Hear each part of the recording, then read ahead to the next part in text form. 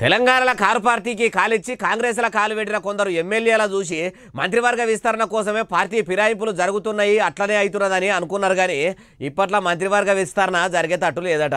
ఈడికే శైల చేతులు చేసిన కొందరు మంత్రులు కావాలని ఎదురు చూస్తుంటే కాదని ఎవరంటుర్రు అంటారా ఈనుండ్రి. రేవంత్ సారు గడికో పారి ఢిల్లీకి పోయి మంత్రివర్గాన్ని ఎలుము చేద్దామని కాంగ్రెస్ పెద్దలతో చర్చల మీద చర్చలు జరుపుకుంటా ఎగిరిత పడుతుంటే మహేష్ కుమార్ గౌడ్ సార్ ఇట్లా అనుకొచ్చిండు.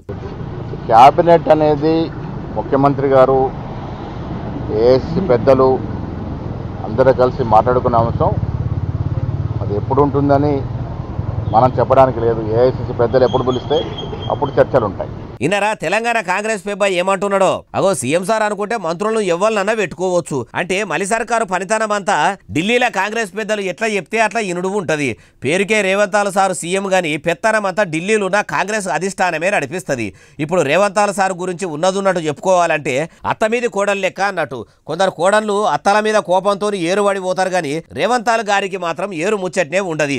సొంత నిర్ణయాలు అనేటి ఉండయి అన్నట్టు ఉంటది. పేరుకు రాష్ట్రాన్ని శాసించే ముఖ్యమంత్రి అధిష్టానం ఆదేశాలు అమలు చేస్తాడు తప్పితే సంతంగా ఏం చేద్దామన్నా ఏ రాకుండానే ఉంటది. ఢిల్లీ ఏఐసిసి పెద్దలు పిలిచి మంత్రివర్గ విస్తరణ చేద్దామంటే చేద్దామని, వద్దు టైం తీసుకుందామంటే సరే మీరు ఎట్లంటే అట్లనే చేద్దామని తలకాయ ఊపుడు తప్పితే గడికి ఢిల్లీకి పోతున్న రేవంతాలతోని ఊదుగాలది పీరులేవది అన్నట్టే ఉంటది. వాళ్ళు పిలిచేదాకా కళ్ళు కాయలు కాసేటట్టు పిట్టకు పెట్టుకొని ఎదురు చూసినట్టు ఎదురు చూసుడే గాని ఏం చేయరాదని మహేష్ కుమార్ గౌడ్ సార్ అనుకొచ్చిండు. అయ్యా రేవంత్ రెడ్డి సారు ఈ మాత్రం దానికి ప్రజల పైకం ఖర్చు పెట్టి సపరేట్ గా గాలి మోటార్ల ఓడు అంత అవసరమా? ఫోన్లో కూడా మాట్లాడితే అయిపోతుంది. ఢిల్లీకి రాను పోను ఖర్చులు అన్నది అప్పుతాయి. ఇట్లా ఆంధ్రుల పెత్తన నడుస్తుందనే ప్రత్యేక రాష్ట్రాన్ని తెచ్చుకుంటే మీరు మళ్ళా మునుపటి రోజులనే ముంగడికేస్తున్నారు కదా అంటున్నారు ఈ ముచ్చటిన్న నికార్సైన తెలంగాణ ఉద్యమకారులు.